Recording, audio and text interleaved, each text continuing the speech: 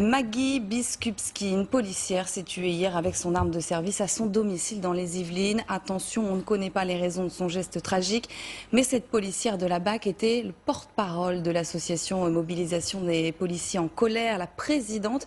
Même, on va en parler, on va revenir sur ce geste tragique et sur la situation pour les policiers en ce moment. Avec vous, Linda Keba, vous êtes gardienne de la paix, déléguée nationale unité SGP Police, et Bernard Debré, député LR de Paris. Mais tout d'abord, le rappel des faits. Vous étiez ancien député LR de Paris. Rappel des faits tout d'abord avec Nancy Rice. Elle nous avait ouvert sa porte en début d'année. Une rencontre pour parler de son métier. Maggie Biskupski, 36 ans, était policière, un métier qu'elle avait choisi par vocation. Voilà ce qu'elle disait à l'époque. Je vois votre blouson là, ça fait combien de temps que vous le portez? 8 ans. 8 ans que je l'aime. Parce que c'est ce qu'on dit, hein, c'est vulgaire, mais on l'aime cette putain de tenue. Et c'est pour ça qu'on a choisi de se battre, parce que les conditions de travail se dégradent et que cette tenue, elle est de plus en plus difficile à porter. Et que maintenant, on a plus une cible en dessous que le police.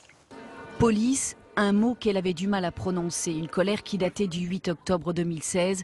Viry-Châtillon, 4 policiers attaqués au cocktail Molotov par des jeunes du quartier, un traquenard. Au lendemain du drame, Maggie Biskupski sort de son silence et fonde l'association Mobilisation des policiers en colère. On se rend compte que nous, en tant que fonctionnaires de police, nos syndicats ne nous satisfont plus du tout. On n'avance plus, on stagne dans nos revendications, pardon.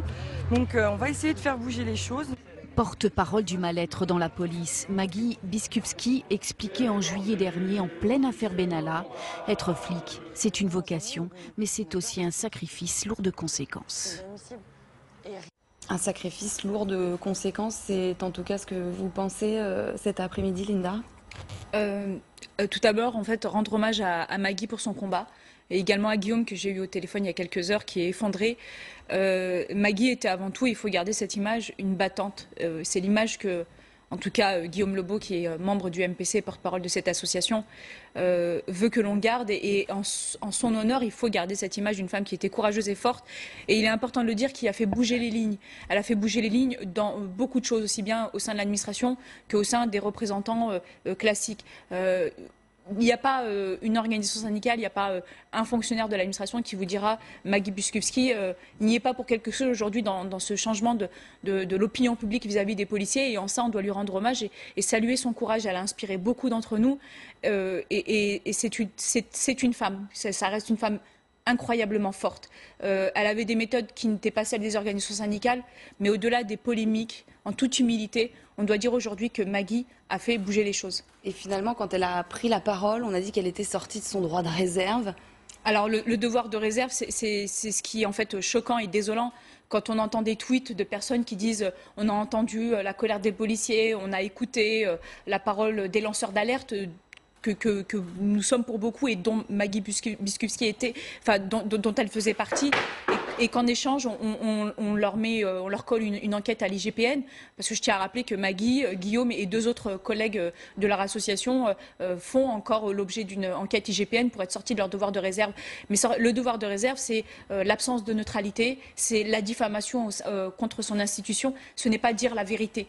Et en ça, c'est complètement contradictoire de dire qu'on a entendu les policiers, mais qu'il a fallu qu'une voix s'élève, que des voix s'élèvent, et que ces mêmes voix aujourd'hui, parce qu'elles se sont élevées, se retrouvent sous le coup d'enquêtes administratives. Et d'ailleurs, où en est son combat rapidement, parce qu'elle se battait pour des policiers en colère, un malaise qui existe finalement toujours aujourd'hui? Mais bien sûr, et qui est même grandissant. Vous savez, quand on s'engage dans l'associatif, et d'autant plus dans l'associatif policier, dans le syndicalisme policier, on se doit d'avoir de l'empathie. Et l'empathie, ça veut dire une grande charge émotionnelle. Quand vous dénoncez au quotidien des choses qui vous prennent dans les tripes, parce qu'être policier, c'est pas un job. Être policier, c'est l'être 24 heures sur 24 et vous vivez avec. C'est votre vie professionnelle et votre vie privée qui sont liées l'un et l'autre. Nous sommes une grande famille. Aujourd'hui, notre famille perd un membre toutes les semaines. Et quelle famille aujourd'hui supporterait de perdre un membre toutes les semaines? On n'a rien qui bouge. On n'a aucune mobilisation contre le suicide. On a des plans anti-suicide qui sont complètement déconnectés de la réalité. On a oublié l'humain, on a oublié l'humanité. Et ça, il faut absolument continuer à le dénoncer et faire en sorte que son combat ne soit pas vain. On va revoir ces images de ces policiers acclamés. Voilà. Mais oui, mais finalement, la conjoncture terroriste ou le climat de cette menace terroriste est toujours là. C'était peut-être pas les mêmes. Hein. Ça, quand vous revoyez ces images, quelle réaction vous avez finalement? Celle de tous mes collègues, en fait, la colère et l'incompréhension, une espèce d'hypocrisie populaire qui embrasse ces policiers un jour et les conspue le lendemain. On ne comprend pas comment est-ce que on a pu laisser faire et on a l'impression qu'en fait il y a la complicité de ceux qui sont supposés être nos dirigeants au plus haut. Qu'est-ce qu'on a fait contre le suicide? En 2015, il y avait un plan anti-suicide humain qui avait été proposé, il n'a jamais été mis en place.